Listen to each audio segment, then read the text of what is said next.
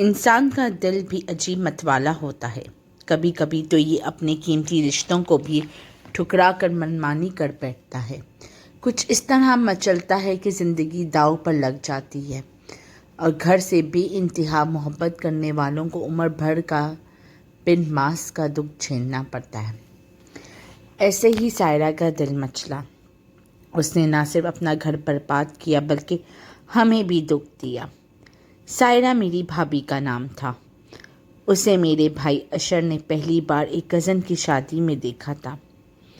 یہ لوگ دولہا کے والد کے جاننے والے تھے، اس لیے شادی میں مدعو کیا گیا۔ حسین صاحب سے تایا ابو کی پرانی شناسائی تھی، بلکہ یوں کہیے کہ دوستی کا رشتہ تھا۔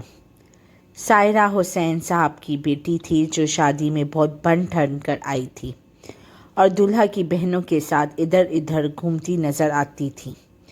جانے وہ کون سی گھڑی تھی کہ بھائی اشر کی نظر اس رنگین تتلی پر پڑ گئی اور وہ اس کے ظاہری حسن پر فریقہ ہو گئے۔ گھر آ کر انہوں نے والدہ سے ضد کی کہ مجھے سائرہ سے ہی شادی کرنی ہے، لہٰذا حسین صاحب کے گھر رشتہ لے کر جائیں۔ ہمارے والدین کی اس فیملی سے کوئی جان پہچان نہ تھی۔ امی تو سائرہ کو شاید غور سے دیکھا بھی نہ تھا، انہیں تو اس کی صورت بھی یاد نہ رہی تھی۔ شادی کے گھر میں درجنوں لڑکیاں ایک سے ایک سج سنور کر آئی ہوئی تھیں، تاہم وہ مجھے یاد رہی کیونکہ سلمیٰ نے میرا اس سے تعارف کرایا تھا۔ وہ مہندی والے دن سبز لہنگا پہن کر آئی تھی، سرخ کرتی اور سبز دوپٹہ جس پر منفرد قسم کا سلمیٰ دبکے کا نفیس کام کیا گیا تھا۔ اس کا فاخرانہ لباس اور بے نیازی بھرے انداز سے لگتا تھا کہ وہ کسی امیر گھرانے کی لاڈلی بیٹی ہے۔ بھائی اشر کے دل پر اس کی تصویر کچھ اس طرح نقش ہو گئی تھی کہ انہوں نے امی سے صاف کہہ دیا، جس طرح بھی ہو آپ حسین صاحب کے گھر جانے کی کوئی سبیل نکالیے، میں کسی اور لڑکی سے شادی نہیں کروں گا۔ والد صاحب چاہتے تھے کہ تایا کی بیٹی ماہرہ سے اشر بھائی کا رشتہ طے ہو جائے، یہی تایا تائی کی بھی خواہش تھی۔ تبھی والدہ کے لیے والد صاحب کو راضی کرنا آسان نہ تھا کہ وہ اشر کی پسند کو لے کر حسن صاحب کے ہاں رشتہ کی بات کرنے جائیں۔ کافی سوچ بچار کے بعد آخرکار رشتوں کی ایک پھوپھی خالدہ بی بی، جن کی اس گھرانے سے کچھ جان پہچان تھی، راضی ہو گئیں۔ ایک روز وہ ہمارے گھر آئیں اور منجلے بھائی وجاہت سے کہا، بیٹا تم میرے ساتھ چلو، میں تو حسن صاحب کے گھر کا رستہ جانتی ہوں اور ان کی بیوی سے واقف ہوں، لیکن کسی کو ساتھ ہونا چاہیے۔ والدہ نے مجھے وجاہت بھائی کے ساتھ روانہ کر دیا کہ پہلے تم دونوں جا کر لڑکی والوں کے گھر، ان کا رہن سہن اور ماحول دیکھو، پھر میں خود جاؤں گی۔ جب ہم وہاں پہنچے تو دیکھا کہ گھر بہت عالیشان اور صاف ستھرا ہے۔ سائرہ کی والدہ بڑی خوش اخلاقی اور باوقار خاتون تھیں۔ خود سائرہ بھی نہایت مہمان نواز اور خوش مزاج نکلی۔ یہ لوگ جس محبت اور سج دھج سے ملے، بس دل مو لیا۔ سائرہ میں بناوٹ کا نام و نشان نہ تھا۔ وہ لگی لپٹی نہیں بلکہ صاف بات کرتی تھی۔ اس نے مجھ سے سرگوشی میں پوچھا، تم لوگ یہاں آنے کا سبب کیا ہے؟ میرے دل میں ایک کھٹکا سا ہو گیا۔ وہ رشتہ دیکھنے تو نہیں آئی ہوں، اس نے ایسی سیدھی کھڑی بات منہ پر کہہ دی کہ میں اس کا منہ دیکھتی رہ گئی۔ میں سوچنے میں پڑ گئی کہ کیوں صاف بات نہ کہوں جو دل میں ہے، وہی کہنا چاہیے۔ آخرکار مجھے من کی بات کھولنی پڑی۔ ہاں بھائی، ہم تمہارا رشتہ لینے آئے ہیں، تبھی یہاں آئے ہیں۔ مجھے تو شادی کے گھر میں دیکھ لیا تھا، یوں کہہ لو کہ ہمارا گھر اور رہن سہن دیکھنے آئے ہو، سائرہ نے جواب دیا۔ وہ تو ہمارے بڑے دیکھنے آئیں گے. کیا تمہارے بڑوں کی خواہش ہے کہ میرا رشتہ لیا جائے؟ میں نے صاف صاف کہا. میرے بھائی کی خواہش ہے. وہ سمجھی کہ وجاہت جو میرے ساتھ آیا تھا اس کی خواہش پر ہم آئے ہیں. حالانکہ وہ تو صرف ہمیں اپنی گاڑی میں لایا تھا. اور گاڑی کون چلاتا؟ ہمارا تو ڈرائیور بھی نہیں تھا. سائرہ نے تبھی وجاہت کو غور سے دیکھا جو اس کے بھائی اور والد کے ساتھ گفتگو کر رہا تھا. خالدہ پھپھو بھی ان کے ساتھ بیٹھی تھی. میں اور سائرہ البتہ بڑوں کے درمیان نہ بیٹھے. ہم باہر برآمدے میں محو گفتگو ہو گئی. میں نے دیکھا کہ رشتے کے معاملہ معلوم ہوتے ہی سائرہ کا چہرہ کھل گیا اور وہ بہت خوش نظر آنے لگی. ملازمہ نے چائے کے ساتھ بہت سے مزیدار کھانے کے لوازمات، شامی کباب، رول، روسٹ اور پکوڑے بنانے کا بھی کہہ دیا. شام کا وقت تھا مگر اس نے اتنی مہمان نوازی کی کہ کھانے کی دعوت جیسا اہتمام ہو گیا. اس کی ان عنایتوں پر یقین ہو گیا کہ اس نے ہم سے رشتہ جوڑنے پر دل سے آمادگی ظاہر کی ہے. تاہم لڑکی کے انتظامات سے کیا ہوتا ہے جب تک بڑے راضی نہ ہوں، اور ہم تو بالکل اجنبی اور غیر تھے ان کے لیے جیسے وہ ہمارے لیے غیر تھے. سنا کرتے تھے کہ بغیر جدوجہد کی کوئی سکون کا پھل نہیں ملتا. ہم نے بھی خوب جدوجہد کی تھی.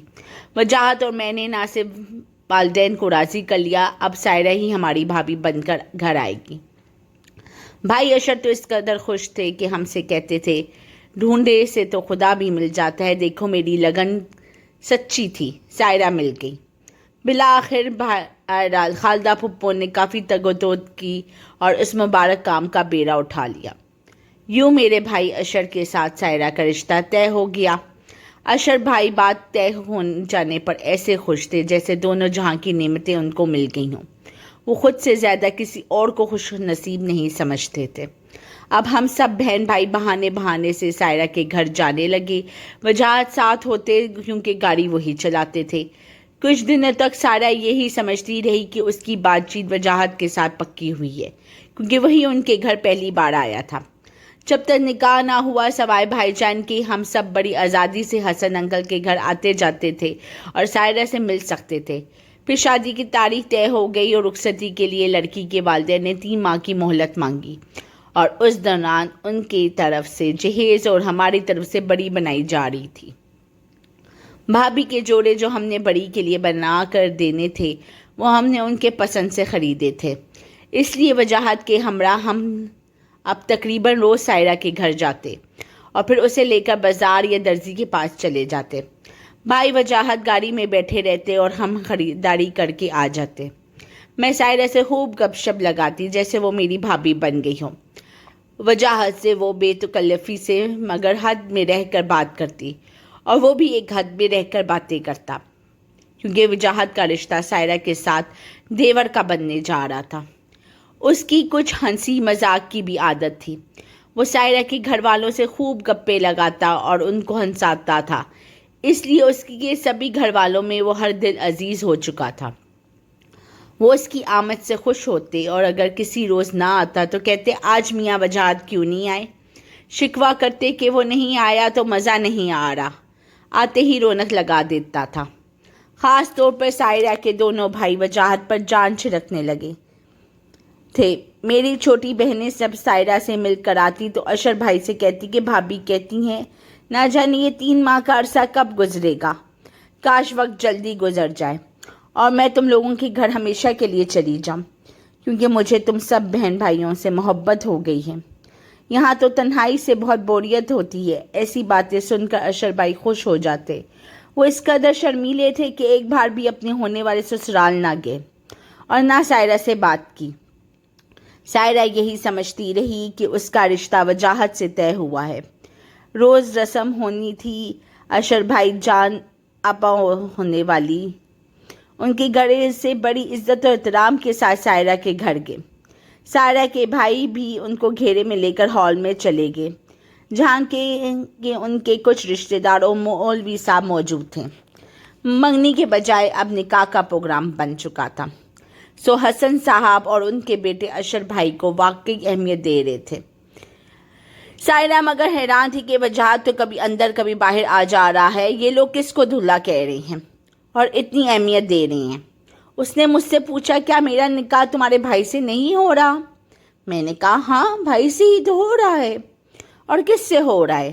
لیکن وجاہت تو عام سے سادے کپڑوں میں آیا ہے۔ میں نے بتایا کہ تمہارا نکاح وجاہت سے نہیں بلکہ میرے بڑے بھائی اشر سے ہو رہا ہے۔ وجاہت تو میرے دوسرے نمبر کا بھائی ہے۔ یہ کیا کہہ رہی ہو؟ تم نے کبھی اشر کا ذکر میرے سامنے کیا ہی نہیں، اور نہ ہی وہ کبھی ہمارے گھر آیا۔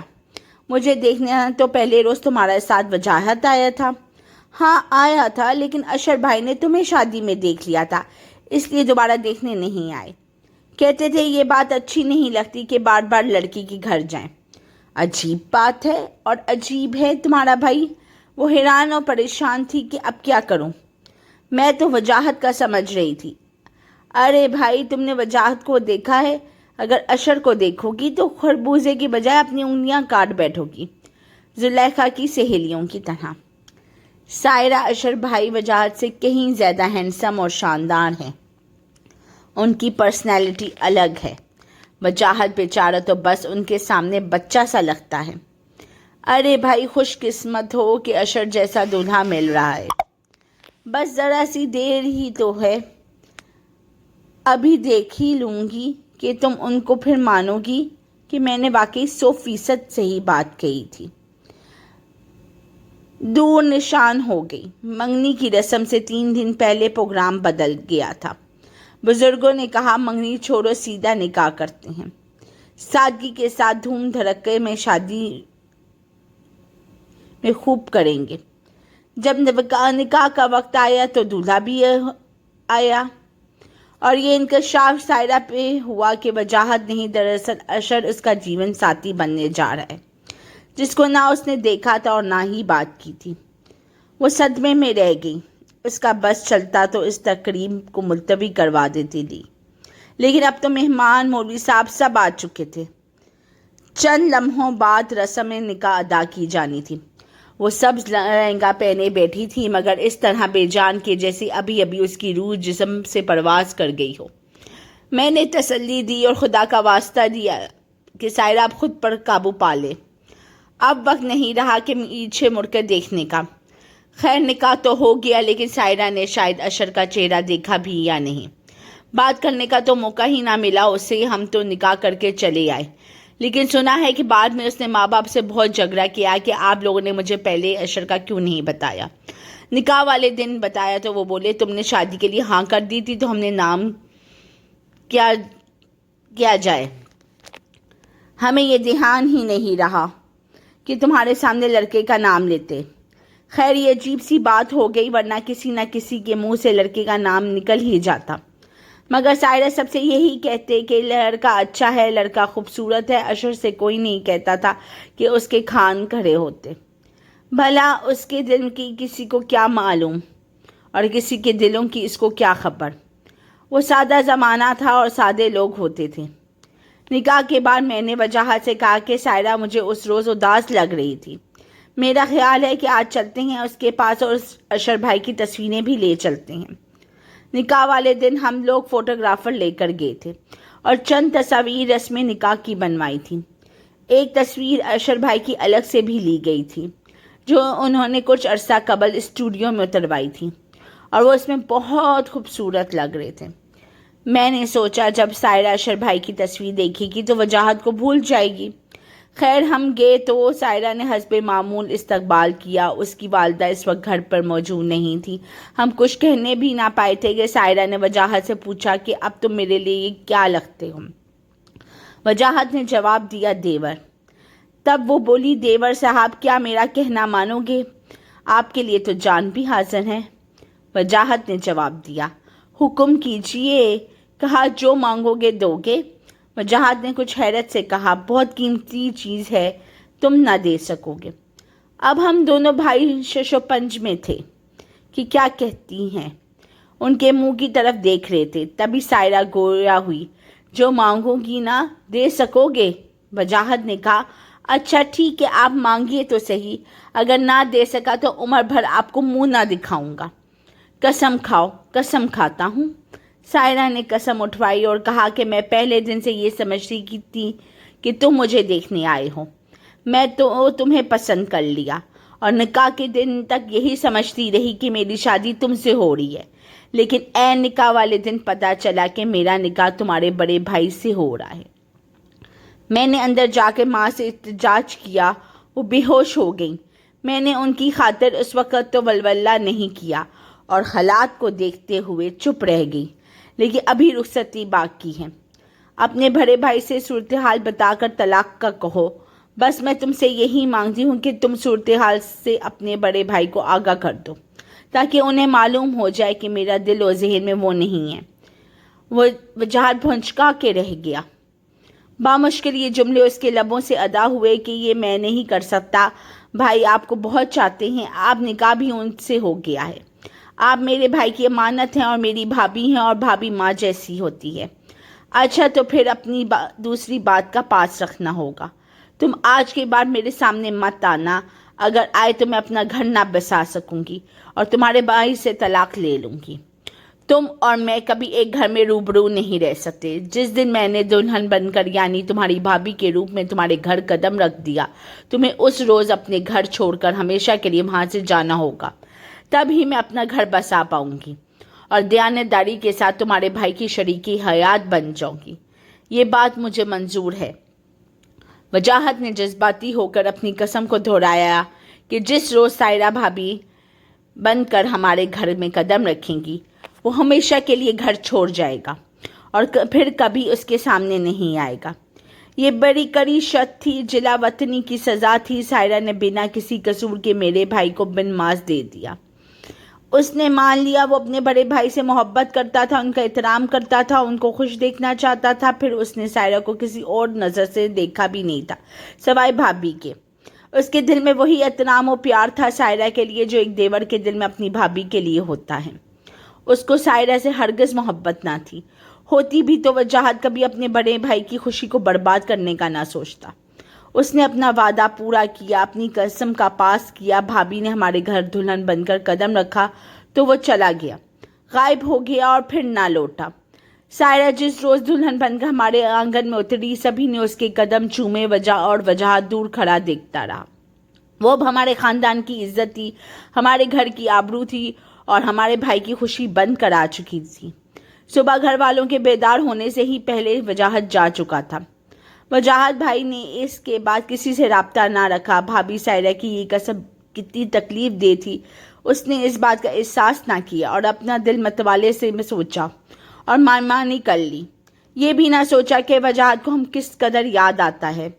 یہ خیال ہی نیند اڑانے کو کافی تھا کہ وہ گھر والوں کو بتائے بغیر غائب ہو گیا تھا۔